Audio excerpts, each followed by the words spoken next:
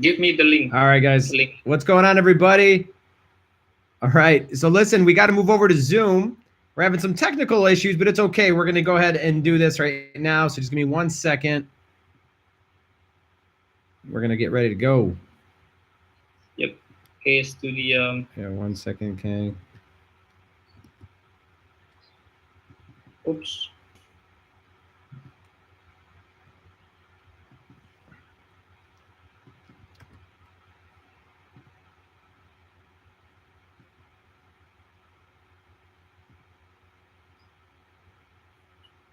What is the original URL?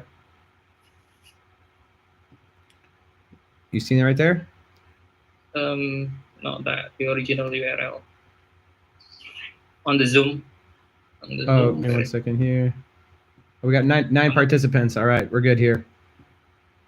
Go ahead and get these guys in real quick.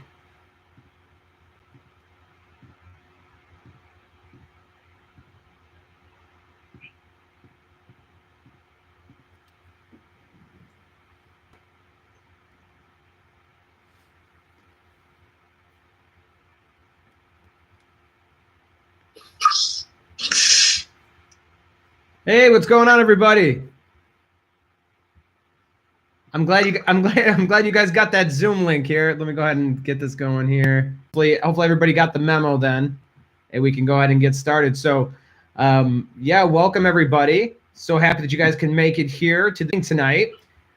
This training here is brought to you by Legendary Agent, and my name is Kevin George. For anybody who doesn't know me, my name is Kevin George. Can you guys see the screen okay? Do you guys see the full screen here without an issue? Perfect. Yeah, Perfect. Just want to make sure we've got a few other people just joining right now. So what's going on? Good to see you. All right, let me just check this. Just got to get acquainted here. So yeah, guys, in the future, we're definitely going to be doing some more trainings like this. And the trainings we're doing in the future are going to be inside of LA.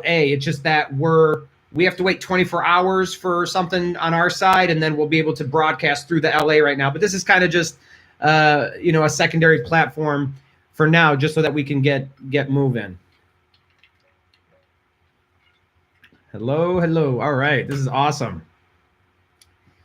So yeah, so what we're going to be doing, I'll be doing a quick contracts, just so I can get like a decent idea here. Who here has already passed their exam? I want to know that. Who's already passed? Okay, so I assume a lot are still in the stage of needing information, can get our minds right for the exam. And one of the most important things about the exam is, of course, contracts. So it's good that you're here, because obviously you knew when I told you how important contracts were. You said, you know what, I'm going to show up because Kevin said something about these contracts. Training for tonight. Well, this is really for anybody, licensed or not, doesn't really matter. Just anybody who's really looking to get a quick overview of contracts, and then kind of get a really good idea of what could potentially appear on your exam or in your real life experience. All right. So covered in the past, but it's something really good to understand. Assignment of contract, known as wholesaling. So a lot of you may not know what this is. Some of you do. Either way, we'll do a kind of a quick recap on that. And then we'll talk about the option contract, and then we'll do a Q&A session. So any questions you guys currently have, anything you want to go over, we can definitely do that via the Q&A session. So yeah, let's go ahead and get started, everybody. So by law is $0 is required by law to enter into a contract, but you're going to need something. Now, one thing you guys got to keep in mind is that currently we are in a seller's market. And so with a seller's market, it means that the sellers have the upper hand. And the sellers are the ones who kind of stick your nose up at you, and they think their house is worth a cajillion dollars, because that's what it is, because they're getting so much attention. So in order to stand out, and we'll talk about standing out in just a moment too, but in order to stand out, you have to make your earnest money deposits something that is really attractive. something that makes the seller say, wow. So if you look over here in parentheses, I have buyer market 1.1-5% versus seller's market 3.7%. Let's look at a $100,000 house. If we're in a buyer's market, it means that the sellers are desperate to sell. Please buy my house, please. So you put 1,000, 5,000, no big deal, maybe, if you want the house. And five is being really, really generous. 5% EMD is being generous in a buyer's market. But you look at a seller's market like we're in today, and with a seller's market, if we're looking at a $100,000 house, you're looking at putting down 3,000 to 7,000. That might work. You might have to put more. Kind of crazy, I know, but definitely something to keep in mind when it comes to how much money you're putting into a contract. The next one's legal capacity. We remember that with contracts, you have to be over the age of 18 and you have to have sound mind. So you can't have Alzheimer's, you can't have dementia, nothing like that. You can't be severely intoxicated. So if you are, then this is definitely going to be an issue, but nothing too crazy here. Let's go to legal objective. Nothing in writing can be illegal. Okay, you can't say we agree to kill Jim next Thursday for a kilo of cocaine. Okay, if you're doing that in a contract, then that's a problem. Don't write anything illegal inside a contract. So as long as you have these 4 key elements of a contract, you should be in good shape. But now there's more things regarding contracts that we're going to need to know. And so the next thing we're going to discuss is highest and best. I told you this market's crazy right now. I told you that everything is flying off the shelves right now. So how do you stand out? How are you going to be the one out of all the offers that I'm getting? How are you going to be the one to make me say, wait, that one, I want that one right there? Well, one thing is the EMD. We just discussed that. I mean, think about it. You just received 2 offers right now. One guy's giving you $2,000 EMD. The other lady's giving you $15,000 EMD. Which one is going to stand out to you? The $15,000? Why? Because if you screw up, I keep your 15 grand. I would rather keep 15 grand than keep 2,000 all day. So you definitely have to stand out. Something else people are doing is they're waiving contingencies. Like, I mean, look, I don't recommend this, okay?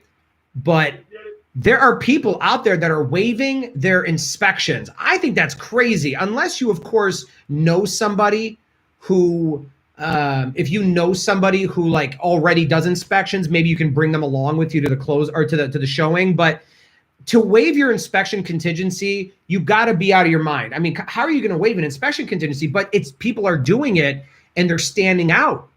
And then there's people that will, potentially just buy it without I don't want to say buy it without title, but there's people that are doing crazy things like that. So waiving a contingency is definitely a way to stand out in a highest and best situation. Another way obviously is cash. If you have money to buy the house, that's going to help you in a highest and best situation because obviously cash is king. Cash, you're done quickly, but what if your client doesn't have cash, right? What if your client only has conventional financing? Then that's not going to work out. But appraisal guarantees are becoming more and more popular now. What's an appraisal guarantee? It means I don't care what the appraiser thinks the house is worth. I will guarantee you this amount of money. Let me give you an example. We learned, back in real estate school, we learned the LTV, the loan to value ratio. LTV means I'm only going to give you some of the money you want. So if you need $100,000 and the bank's LTV is 70%, you get 70,000. You have a nice day now. Well, bank, I need 100,000. They say, yeah, we get it. Our LTV 70%. So here's 70,000. You will never get all of the money you want from the bank because it's not fair for the bank to come up with all the money and you come up with nothing. The appraisal guarantee says, I will give you 100,000. It doesn't matter what the property appraises at. Let's say the property appraises only at $90,000. 90,000. Okay, so in your calculator, if the property appraises for 90,000 and you go times 70 percentage key, it means the bank is only going to give you $63,000. That's it. 63,000, which means you are saying I will come out of pocket 37 to make this deal happen. Literally, what was it? Maybe 7 or 8 days ago, I just made an offer for $415,000. They were asking $385, and we said $415 guaranteed. We're the backup, which means somebody beat us. Somebody actually beat our offer when we were willing to come out of pocket like 30 grand.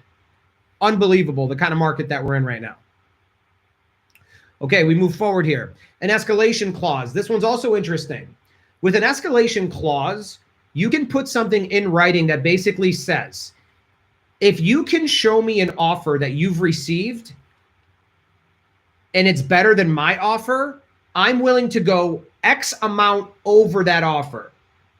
So if the real estate agent shows you $200,000 and you have an escalation clause of $5,000, it means that, look, I offered you $199. You just showed me a better offer of $200. I'll go $205. This is how you're going to beat highest and best in this market. This is how you're going to stand out in the future. These are all very valuable bullet points right now on the screen. I'm telling you right now, because you're going to notice when you're in this situation, I want you to remember me telling you about these appraisal guarantees and the escalation clause, potentially waiving some contingencies, high EMD. These are all really, really good things to keep in mind moving forward in the real world. Revoking an offer. Just as a reminder, if your buyer says, never mind, I don't want it, I thought I wanted it, I don't want it, when can you revoke the offer? You guys remember? You can revoke an offer as long as you have not heard a yes from the other side. So you can revoke an offer a minute after you send it. Doesn't matter. You could send it at 10 o'clock and 10:01, you could say, never mind. Why? Well, because I didn't hear a yes from you guys. And the other thing you also want to notice is that if your buyer likes several properties, you don't want to have too many offers out in the world at the same time. This is something that I've told you guys before. It's not a good idea to have too many offers. So each buyer should only have one offer out for that buyer. Like if I have 5 buyers, I should only have 5 offers out at max. That's it. One offer per buyer. That's it. You don't want to have too many offers per person.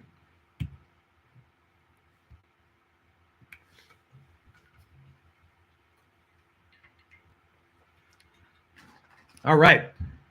So the next thing we talk about here is time is of the essence. So the piece of paper that we use whenever we want to make an offer is called a purchase agreement, the PA. Inside of that purchase agreement, there may be a little paragraph called time is of the essence. Time is of the essence is a paragraph that's basically stating that there will be no extensions. We are not going to extend this document. So we're saying here that you know the deadline is April 3rd, for example. If April 3rd hits and we haven't closed yet, there may not be another another blessing to give us that extra day that we need, or would have had to come in. It would have taken forever to get it done with. So thank God that she actually give it to us. But just remember, time is of the essence is very strict. You want to be very careful with this. If it's in the contract, it means you better act. You better do what you need to do by the deadline, or you may lose. Equitable title, my favorite. Equitable title is your superpower. Once you sign a purchase agreement, or once you sign a land contract, you receive power. It means that you are next in line. It means that nobody else can try and claim that they are the new owner of this property, or they're the rightful owner. If me and you sign a purchase agreement, you have equitable title. And I want you guys to understand that equitable title exists in any contract that that represents you have interest in a property, which means it's not just a purchase agreement that gives you equitable title. It can also be a land contract as well. So if you have a land contract, it means that I have an interest. They got to go. Like, they don't have time to put their house on the market. They don't have time to go and fix up their property and put paint and fix up the cabinets and take professional photos. They got to go. Something happened and they need money right now or they're in trouble. Okay, this is where assigning contracts works really, really well for you as an investor, for example. This lady calls you right now. She says, hey, I need money. I know you buy houses cash. I need money. The property that we're looking at is worth about $175,000. That's ARV, means after repair value. And after repair value is basically what it sounds like, after repair value, okay? Good. So what happens is you're bringing in a purchase agreement that this day, and your purchase agreement has language in it that lets you assign the contract. See, that's the whole reason we're doing this right now, is to learn about the assignment. So the purchase agreement has assignment language in there, and you get it for $100,000, but on paper only. You did not pay her $100,000 yet. You didn't bring a checkbook with you. You didn't bring $1 with you. You need money for a bus. No, I'm just joking. I'm kidding. But I'm just saying, you literally do not bring money with you this day.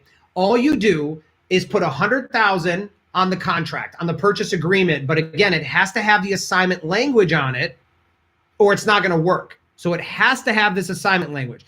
Now, you also want to ask for a little bit of time. You're going to ask for 14 days, maybe 30 days if you can get it, 45 days if you can get it. And you want to ask for business days too. That's a little advanced secret there. But what you're going to do is you're going to put this on the purchase agreement. And then what you're going to do is you're going to go look for another investor. So let's say that we have investor Sandra. Sandra looked at the property and she said, I'll give you 109 for it. Let's say you were asking 115. You can ask for whatever you want. You were asking 115. She said, I'll give you 109.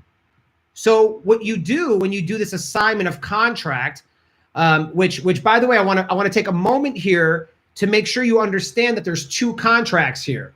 On the left, we have a purchase agreement. That's one contract. On the right, we have something called an assignment of contract, which is another contract. So these two contracts are going to live together. They're going to live together. And especially if Sandra agrees to this, then you're going to take the purchase agreement and the assignment contract. You're going to combine them. Like you can use a like a PDF. There's like these PDF merging softwares that can merge PDFs. So you take your PA, you take your assignment, you merge them together, and you send it to Sandra for her signature. Sandra is going to see that we're getting the property for $100,000, and she's going to see that we're making $9,000. That's what the assignment of contract does. It states that I no longer am responsible for this $100,000 contract, and I'm going to sell you the paper, and then Sandra is going to buy the paper from you. That's what's going on in this situation. Okay. Any questions on this before we move forward?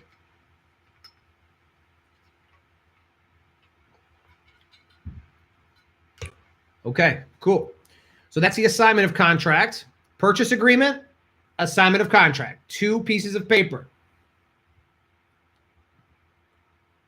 The option contract. Yes. So option contracts are pretty cool because with an option contract, you don't have to buy land for its full price. With an option contract, all you're really doing is you're putting a little bit of money down. It's option consideration, we call it. And that money is money you're putting up for a set future price. So what I mean is, if you want this land right here in this picture, because it's located right next to a really busy highway. Maybe you hear whispers that there's some big companies that are about to come into the area, and some big retail customers are about to come in, and you say, you know what? I really like this land, but I don't have $1 million for it. I'm going to put 10,000 down. And the seller will basically hold it for you, and the seller has to sell it to you and nobody else. They have to sell it to you. The seller is called the optionor, and the buyer is called the optionee.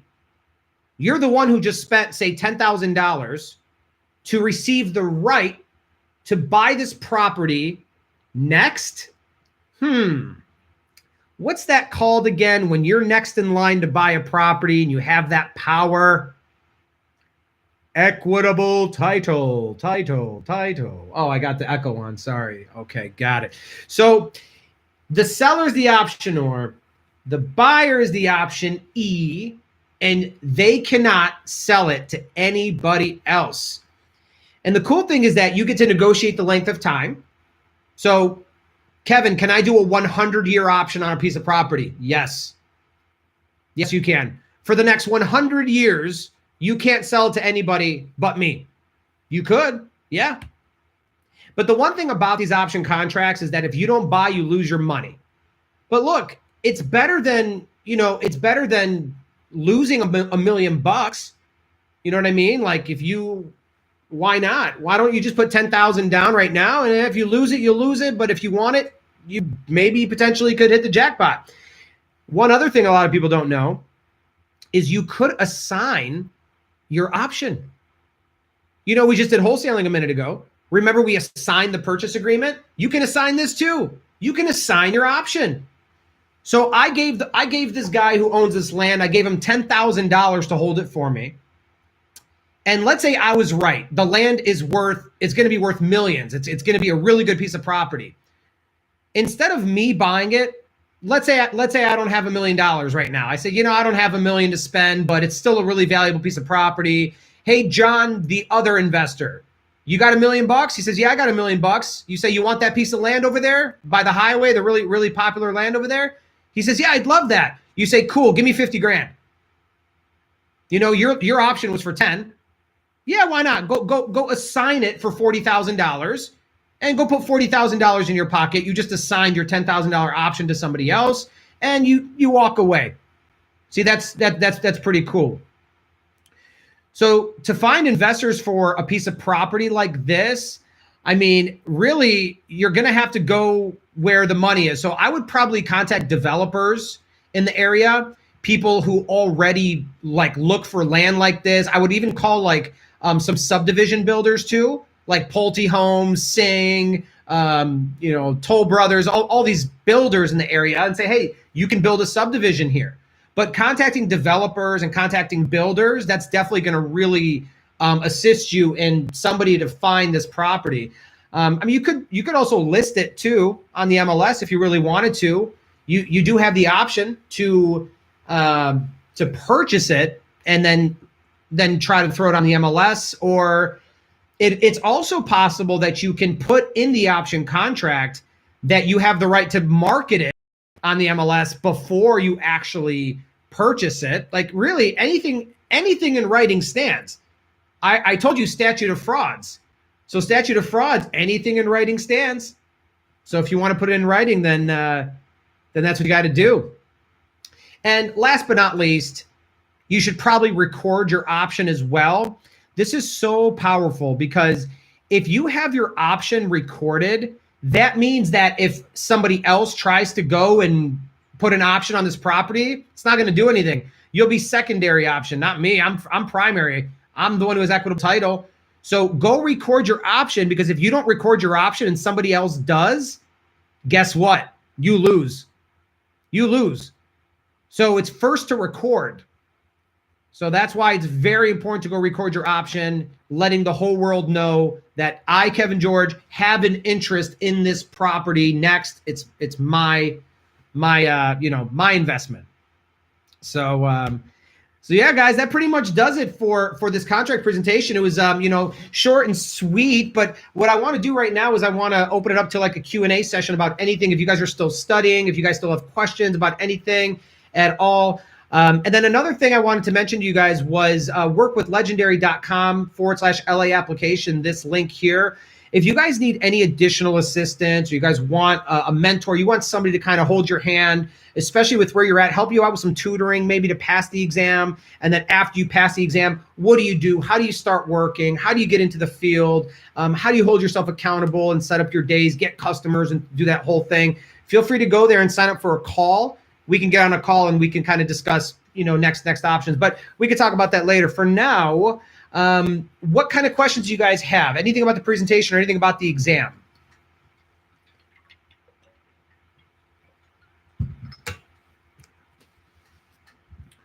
What did you guys think of the presentation? You guys like this presentation?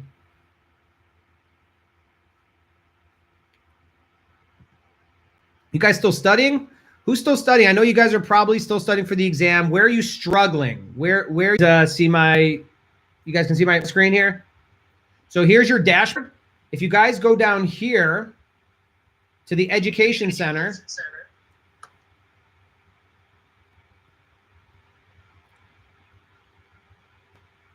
I got the live stream going, so my internet's probably just a little lagging here. But the Education Center, if you go over here at the bottom, or well, mine looks different than yours, but you're going to have passing the real estate exam for yours.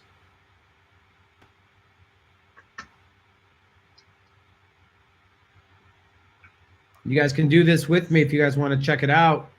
Look at this. Boom.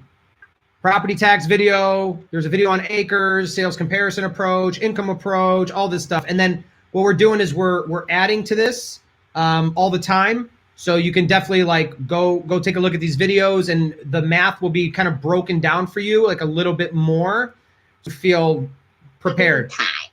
Say what? Yeah. I'm sorry, I heard something. I don't know what that was. Okay, no idea what that was. But anyways, but yeah, so you guys have these videos available to you, and like I said, we're going to be adding to them. So you'll add. Well, hey guys, listen. Maybe in a couple weeks. For now, you do have these videos. I want you to start with these, and then we can we can kind of go from there. But what else? What else has you guys kind of bugging you? Here, baby.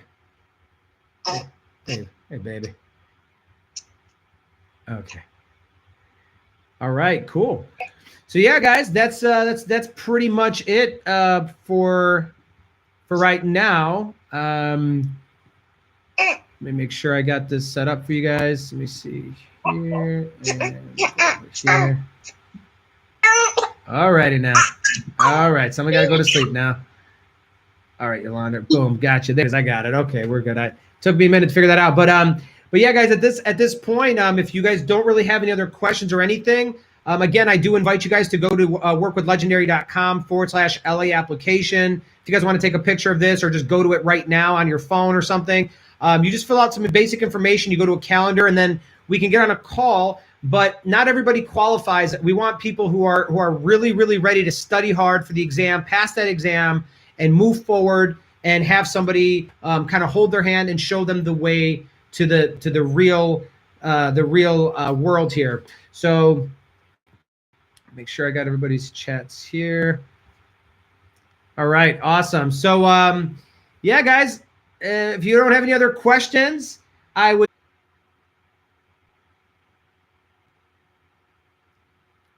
Okay, we're smelling both.